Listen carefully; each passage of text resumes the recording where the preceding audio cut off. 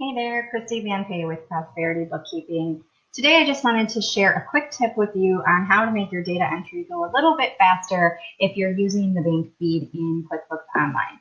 So if you are using the bank feed in QuickBooks Online, this screen should look familiar to you. Up here you have your various bank accounts or credit card accounts, and they are connected to your online banking so that each night or however often it will go out and pull your transactions in for you to add to QuickBooks.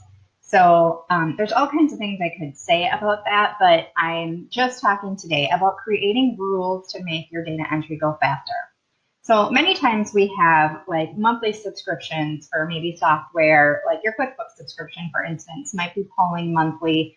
You might be paying a mortgage payment or a rent payment monthly. There's a lot of different things that continuously happen. And when you have those transactions and they're like electronic transactions rather than a paper check, we can create rules for those so that every time they come through the bank feed each month or week or whatever it is, that we can, it'll automatically know what to do with those. And all we have to do is just confirm that the rule was applied and add the transaction.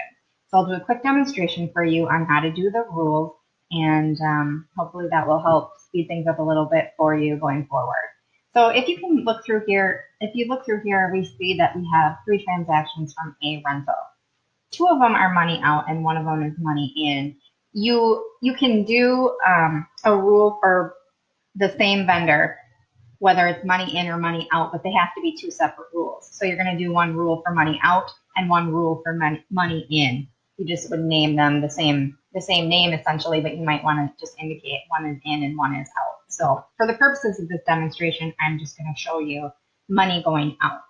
So on this one here, this is going to be for a rental, and in this particular circumstance, let's just say this is rent expense. So I'm going to put this to how I want it to be.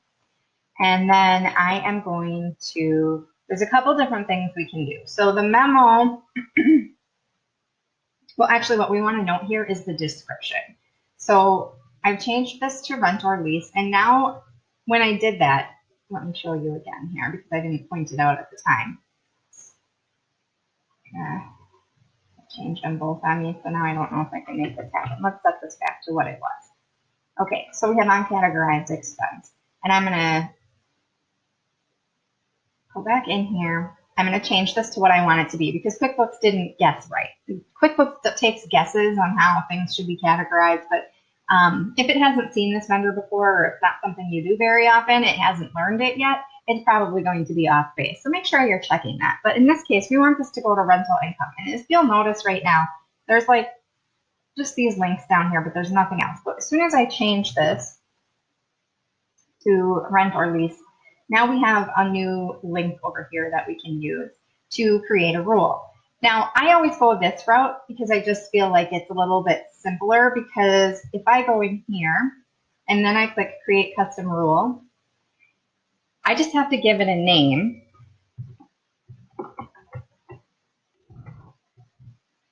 And then everything else that I just did is already pre-filled in. And the condition that it's using is it's looking for a rental in the description line. Whenever it sees that, it knows to apply this rule to the transaction. So it's all sort of set up for me already.